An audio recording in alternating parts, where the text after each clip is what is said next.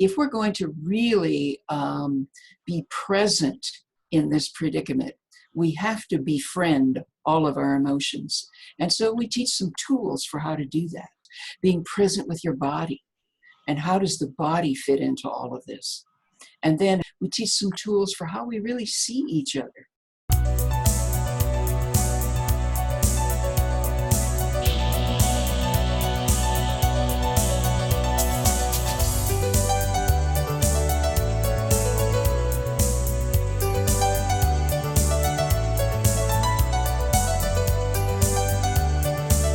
You asked a little bit about tools, and I'd like to just be a little bit more specific. As we mentioned, reconnection with ourselves, each other, and Earth. We live in what Francis Weller, our friend Francis, talks about, a flatline culture, where we don't feel very much. We try to keep feelings at bay as much as possible. And if we're going to really be present in this predicament, we have to befriend all of our emotions. And so we teach some tools for how to do that, so that you're not overwhelmed by them and you're not pushing them away, but you are making friends with them, being present with your emotions as well as everything else, being present with your body. And how does the body fit into all of this? And then how do we teach some tools for how we really see each other. Because one of the problems in this culture is, it just seems like people begin to work together or live together or do anything together. And, right away there's conflict. We have no skills in this culture about how to resolve conflict. And this is where the shadow comes in, because we haven't done our shadow work. We mostly don't even know what it is. And so we project it on other people. Tell us. What do you mean by the shadow? Shadow is any part of myself that I disown. It's like, you're the dishonest person. I'm never dishonest. You're the mean person. I'm never mean. Whatever. You just pick any quality. And we say, that's not me, that's you, or that's them. It's that group. It's that person. It's Trump and all of his cronies. Well, yeah, right. And what's true is that Trump is a symptom and a reflection of our own cultural shadow. And so we need to get to know the inner Trump. That's a scary thought, but there is a Trump in each one of us. And then, how do we, in doing the shadow work and befriending these emotions, how then do we really connect with the earth? I'm not talking about going camping once in a while or going for a day hike. I'm talking about, how do we have that passion? I call it earth eroticism. How do we have that passion for the earth that made John Muir live outside for years and years? I'm not saying everybody needs to be John Muir and live outside, but how do we have that deep, intense passion for the earth where we are willing to defend it and protect it no matter what, and where we couldn't even possibly consider harming it? So those are some of the approaches that we're using for reconnection with self, each other, and earth. We'll go back to one round there. Peak Moment has been sort of keeping track of and speaking with folks for 12 years now, some of whom are seeing the need, the energy and resource decline, and some of whom are aware of climate change, and others are just doing something for sustainability, moving in that direction. And one of the things that I've observed is that the piece about connecting with each other and staying connected with each other is one of the weakest links that many of the groups that had formed to assist in that transition for their communities have fallen apart.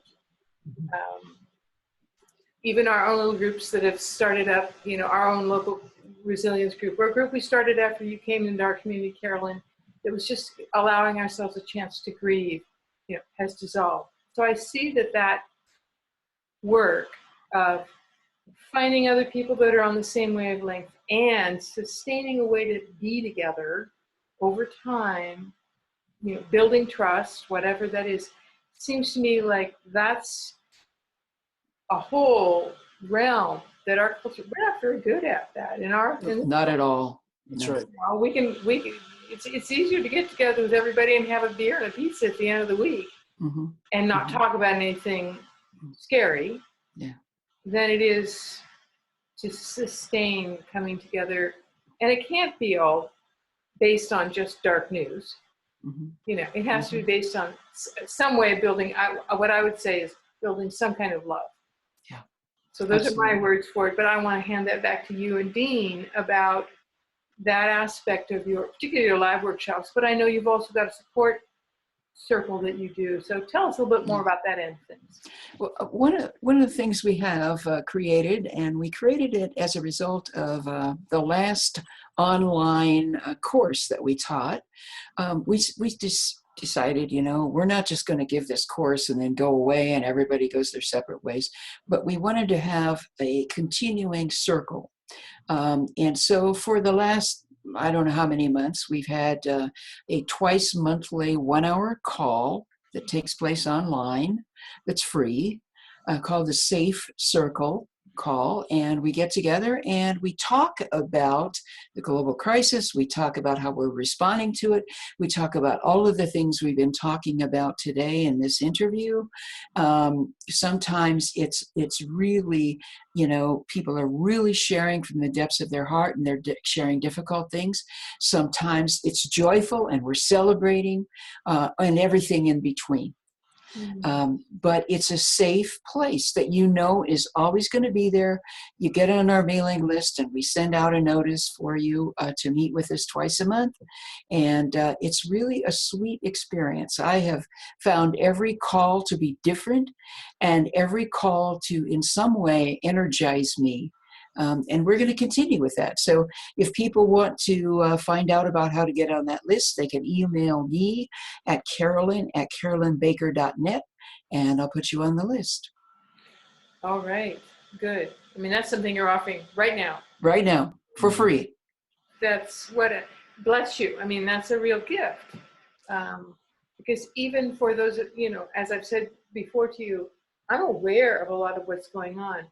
And I feel more isolated about, you know, the whole situation. Even though my partner Robin gets it, it's still not something that's part of everyday conversation. Right. So I could imagine for many people it's a lifeline. It is a lifeline. And for us, we're always inspired. You know, it's like, oh, I'm so glad we do this because we never know what's going to show up or who's going to show up, except there's always the people on the list. We don't take people from just anywhere. But we never know what the content is going to be. And it's really very powerful and really nurturing. Wonderful. Dean, there's I had asked about tools, and I know that you're strong on probably the Joanna Macy's work that helps people reconnect to all of those sources. And I'm curious to know sort of what parts of the work that you've done that you're really looking forward to bringing into particularly the live workshop. You know, what's strong for you?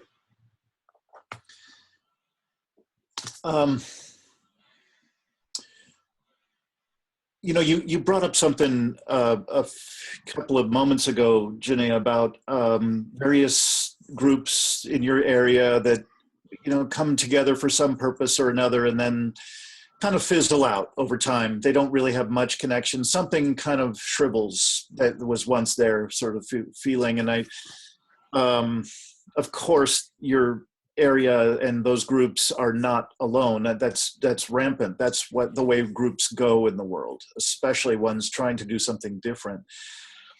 And I think that what makes this work alive for me is that we're basing every practice, every session that we're doing, every distinction that we're putting out, every learning element we're offering in a course or online or whatever, is based on reconnecting us with our own inner sensitivities, with the depth of relatedness between people and our relatedness, our in connectedness with Earth. And just to recap from a while ago in our conversation, this business as usual culture, there's a number of unspoken promises or kind of agreements we make in order to play in this game, in order to be involved with this economy and this business as usual culture. We basically are saying, in order to play, you must discontinue that connection. You must disconnect. So in other words, try to imagine a CEO of a corporation having a thriving inner sensitivity to his own wisdom or to his relatedness, not only with his own family. I'm hearing some paper. Some paper is moving, or leaves or something. Thank you.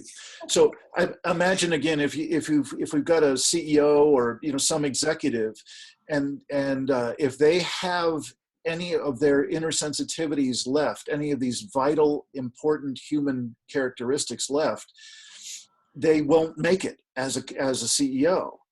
If they're going to be too sensitive to their own inner signals that something's not right, or if they have those signals between themselves and someone dear to them, or someone that they're not related to, but around the world, they have that ping in their heart of relatedness that has them want to do something differently, or more importantly, their corporation do something differently.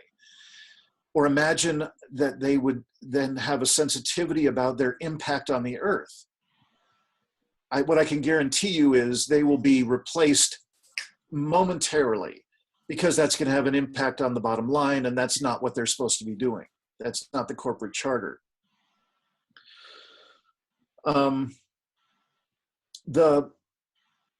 With the core focus of reconnection with our inner world, each other, and Earth, what I believe that we're creating is a yes that we can point our broken open hearts toward together.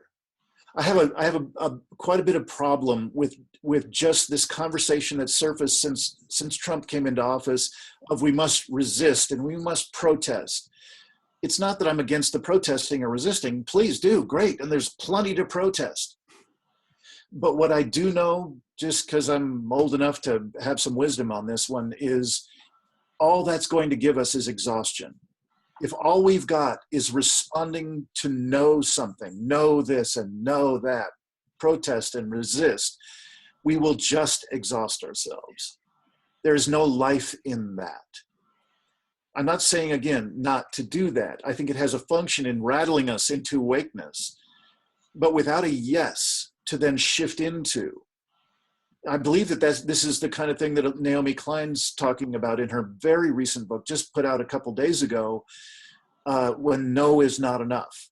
Mm-hmm. That, she's wrapping, as she and the Pope did a couple of years ago in both of their different writings, they interwove the social justice issues with the environmental justice issues, where they were doing their version of reconnecting us with our inner wisdom, each other, and Earth.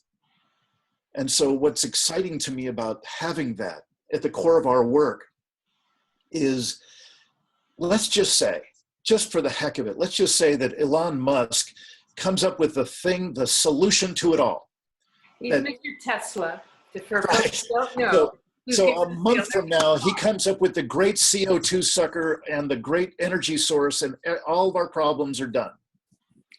Then if someone were to come up with a miracle solution somehow, the worst that would happen for someone who dives into our work sincerely is that they would have deepened their connection with their own inner wisdom, with the people that are dear to them, and with Earth. Nice problem. Mm-hmm. Mm-hmm. And it's very unlikely that Elon Musk or anyone else is going to come up with it. And of course, we all know that. That's why we're laughing. And Oh, so, I want that magic bullet. Please, please, please. I know, I don't we all. So I think that the anxiety people are feeling and this pressure that people are feeling about what's going on is also a realization that it's not going to get better. That in fact, it's going to intensify, it's going to exacerbate, it's going to get worse. Well, And so how are we going to navigate this? Not just live through it, not just survive it. How are we going to resiliently be with this and live our lives resiliently as things do decline far more than they already have? You know, if you don't mind, may I throw in kind of a wingnut? Sure. To this. So somehow in there, I was motivated to speak about the definition of hope. I've been doing an awful lot of looking at that since this book thing, and to be a little rough about it, on average, I believe that the average person's real definition of hope is, gee, I hope the experts come up with answers to these pesky environmental problems so we can get back to business as usual. And I know that's a little rough. I know that there are those out there who have more empowered versions of hope, but I think on average, that's not too far off. And what I'd like to suggest is an orientation toward a very dear, inspiring friend, Deb Ozarko, who's a remarkable thought leader and very high integrity kind of leader in this field. She includes the words activated presence when she talks about hope, when she talks about her version of hope. And what I believe is that, and certainly what I experience, is that when we engage ourselves in the practices that Carolyn and I are talking about, when we aim ourselves at and sincerely reconnecting with our inner wisdom and with other people and with Earth, that there is an innate access to things that we lost quite a while ago in the business as usual culture. We lost the core joy that Carolyn and Andrew Harvey spoke of so brilliantly in Return to Joy. We lost our agency, our sense of being able to make a difference in the world from our sense of inner integrity. We threw out our access to our inner world, so we threw out our integrity. We threw out our sense of being able to act from our center. And so if we sincerely take on this reconnection, multi-level reconnection, this remarkable influx of that core joy, influx of that agency, an influx of that activated presence that Deb Ozarko talks about. And it's not like I want to do this like a sales job or, gee, I promise this is going to happen to you when you do our practices. I don't know. What I do see is it absolutely has transformed my life. I don't know if I'd be here speaking with you right now if I didn't have these extraordinary tools and access to these experiences on a regular basis, because it's too big. There were days in writing, I just couldn't hold another example, another article that starts with, well, this and that change in the Arctic is happening far faster than the research has been showing. It makes it hard to breathe. But when I've really sincerely taken on these reconnection practices and touch as often as I can a sincere reconnection, particularly with other people and Earth, there's a beauty. There's humor. We were just laughing a few moments ago. There's a remarkable humor that happens even amongst people who know what I call the sober data. They know it backwards and forwards. And there's the ones that are really reconnecting, in addition to studying the sober data, they still have access to perhaps more heart and more humor than they had before. So I just wanted to throw that in. Thank you. I have a dear friend we all know mutually, Mary, a wise elder, and she always yeah. finds her emails, only love remains. And I think that just, and I think that captures, the sense of, being able to still have play and pour joy. Yeah. I mean, Carolyn could probably speak to us on this a lot because of your last book. And I mean, that reconnection is because we love this life. We love Yes. the planet and all the others who live here. Yes. We just may have forgotten it or have been seduced to forget it in this culture. So in our last few minutes, we only have, 5, 10, whatever, is what haven't we remembered? What haven't we discussed that you think is juicy and important? And if nothing pops to mind, is there something that can give people an extra flavor and for sure give us the specifics about the 2 workshops you're doing in fall? I think that the workshops that we're doing in the fall are going to be a completely unique opportunity. There's truly nothing like this around, where we are going to be able to really look at what's really so and do that together in community,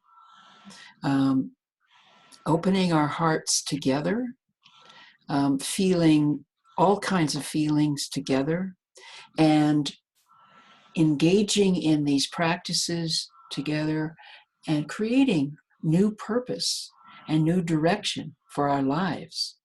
And then having ongoing access to those practices and those teachings and that sense of community, whether we're 2,000 miles apart or right next door.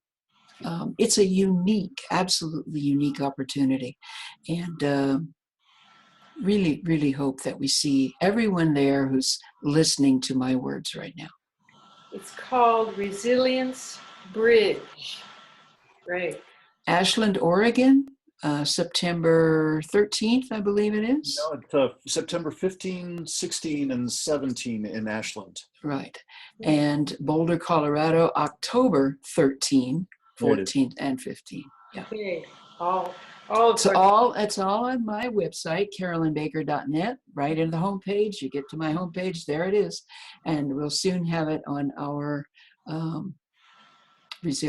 our Living Resilience website when that comes live. Yeah, the Carolyn Baker has you have a nice long write-up about the context. And the content. It's really juicy. So what else haven't we covered, troops, here? I mean, the world. I do want to say that when I looked at the Impossible Conversation, Dean, I sort of scratched my head at the title at the beginning of it. And then I thought about it some more and realized you really put your finger on a topic that's not, we as a culture are refusing to acknowledge. Yeah. And I join the many people, you've got numbers in there, who really can't easily talk with family or friends about this. It's sort of, we go around it. And partly it's because we say, what can I do about it, right? The thing is of such a scale, what can I even do? I can't, if Bill McKibben can't get them to do something right in Congress about climate change, then, what could I do?